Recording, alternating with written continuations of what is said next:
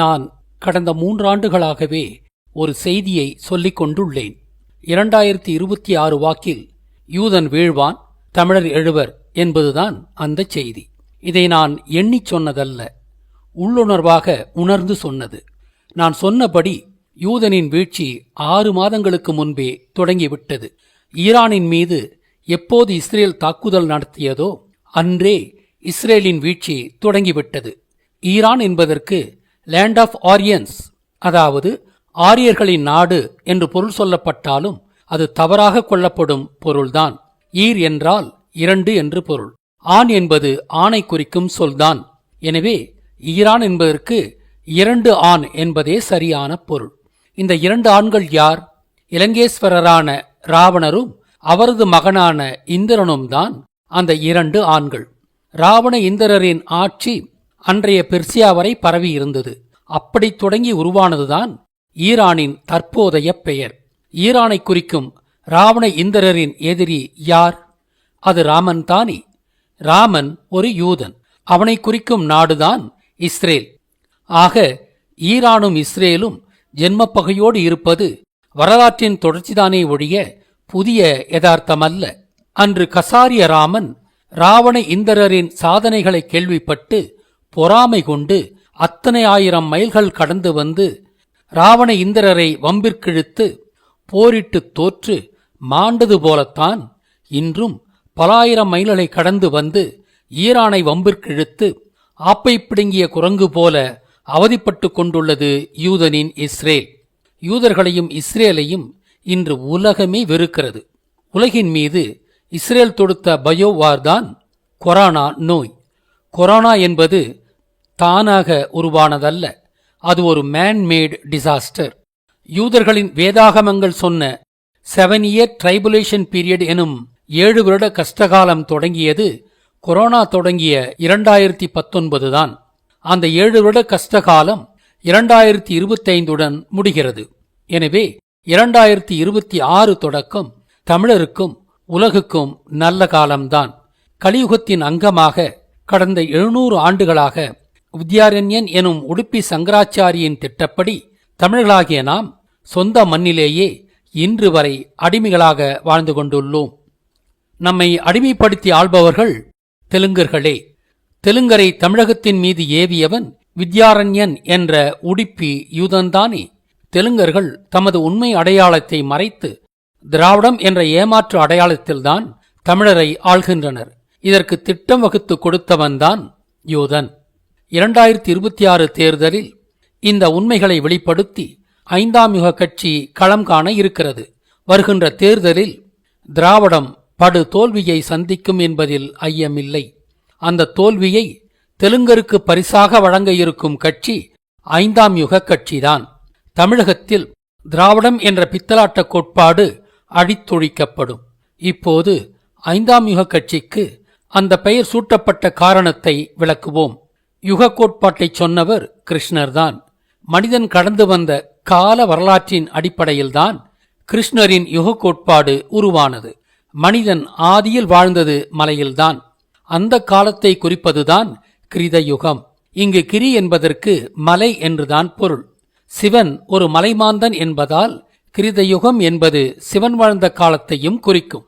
சிவன் காலத்தை தொடர்ந்து ஏறத்தாழ 10,000 ஆண்டுகள் கழித்து மலைவாழ் மக்களில் ஒரு பகுதியினர் கீழிறங்கி தரையில் காடுகளில் வாழ தலைப்படுகின்றனர்.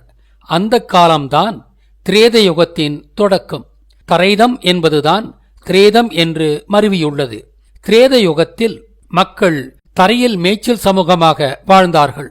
திரேத யுகத்தின் இறுதியில் மேய்ச்சல் சமூகத்தின் தலைவனாக வாழ்ந்தவர்தான் முருகன். மேய்ச்சல் சமூகமாக வாழ்ந்த திரேத யுக மக்கள் பிற்காலத்தில் விவசாயம் செய்தும் மீன் பிடித்தும் வாழ தலைப்படுகின்றனர். இதைத்தான் கிருஷ்ணர் துவாபர யுகம் என்றார். துவா என்றால் 2 என்று பொருள். பர என்றால் பறந்து விரிந்த நிலம் என்று பொருள். கடலும் விவசாய நிலமும் பறந்து விரிந்துதானே உள்ளன. திரேத யுகத்தின் இறுதி ஆளுமையும் துவாபர யுகத்தின் முதல் ஆளுமையும் 10,000 ஆண்டுகளுக்கு முன்பு வாழ்ந்த முருகன்தான். அதாவது உலகின் முதல் விவசாயி என்பது முருகன்தான். அந்த விவசாயத்தை குறிக்கத்தான் பச்சை நிற மேனியை கொண்ட வள்ளி முருகனின் தத்துவார்த்த மனைவியாக காட்டப்பட்டுள்ளாள். துவாபர யுகத்தின் முதல் ஆளுமை முருகன் என்று கண்டோம்.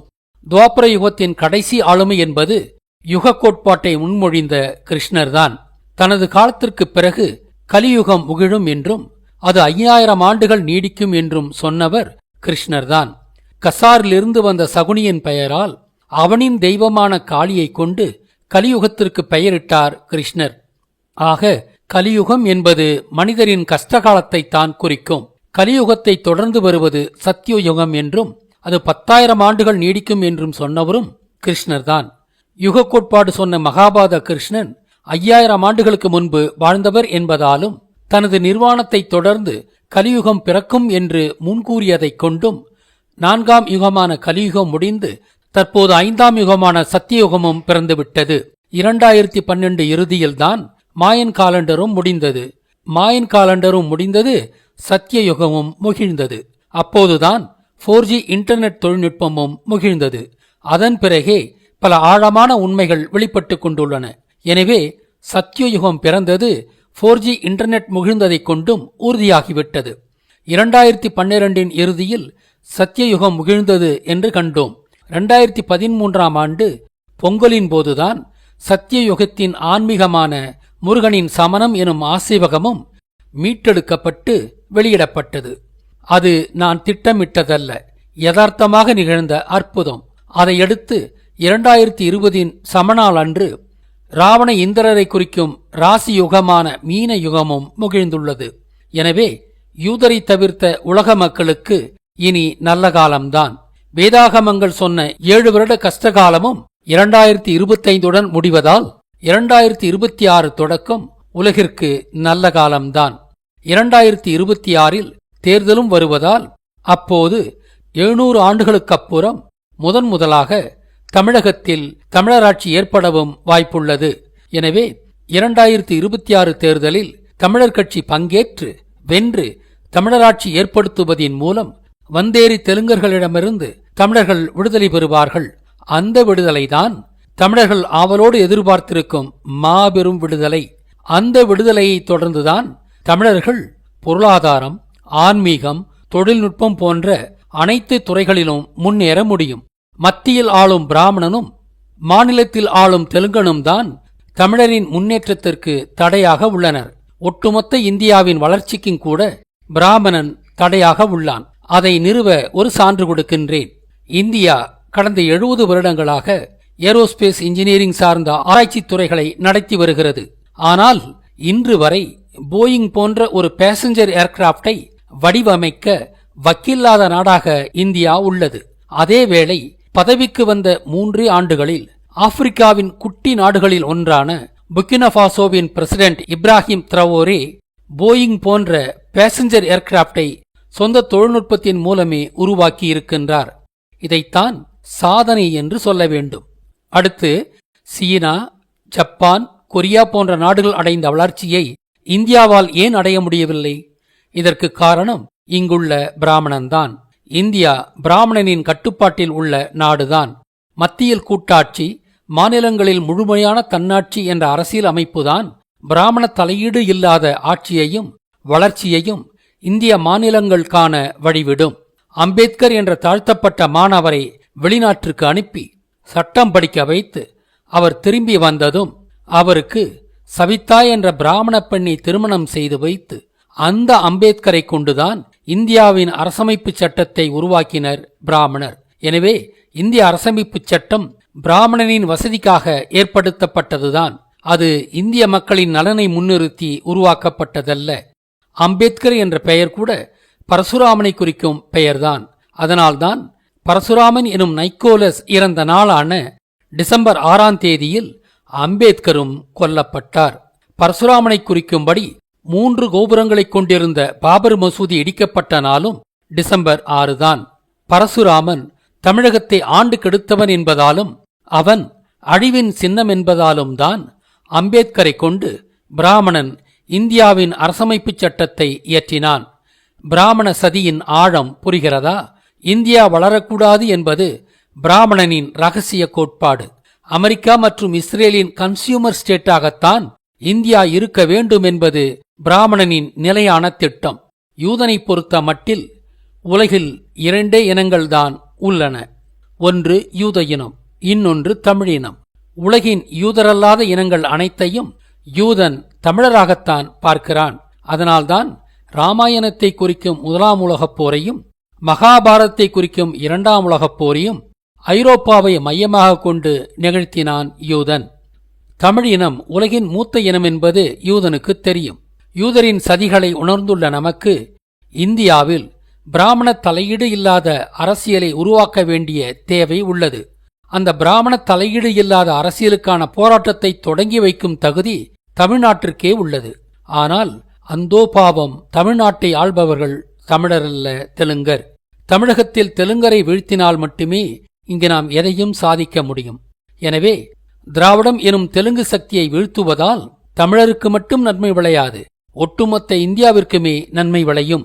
எனவே தற்போது நமது முழு கவனமும் திராவிடத்தை வீழ்த்துவதில் மட்டுமே இருக்க வேண்டும். 2026 தேர்தலில் திராவிடம் வீழும். நான் ஏற்கனவே சொன்னபடி 2026 தொடக்கும். தமிழருக்கும் யூதரல்லாத உலகிற்கும் இனி நல்ல காலம்தான். இந்த இனிப்பான செய்தியோடு 2026இல் அடியெடுத்து வைப்போம். தமிழருக்கு எதிரான சவால்களை எதிர்கொண்டு வளமான தமிழகத்தை கட்டி எழுப்புவோம். வாருங்கள். இப்போது நாம் எதிர்கொள்ளும் நெருக்கடி சத்திய யுகத்திற்கு நம்மை அணியப்படுத்தும் யுக மாற்றத்திற்கான நெருக்கடிதான். இந்த நெருக்கடியின் முடிவில் மனிதகுலத்தின் பகை சக்தி அழிந்து போகும். வெற்றி நமதே. நமது கடவுளர் இந்த மண்ணை காத்து நிற்கிறார்கள். தமிழ்நாடு கடவுளரின் பூமி.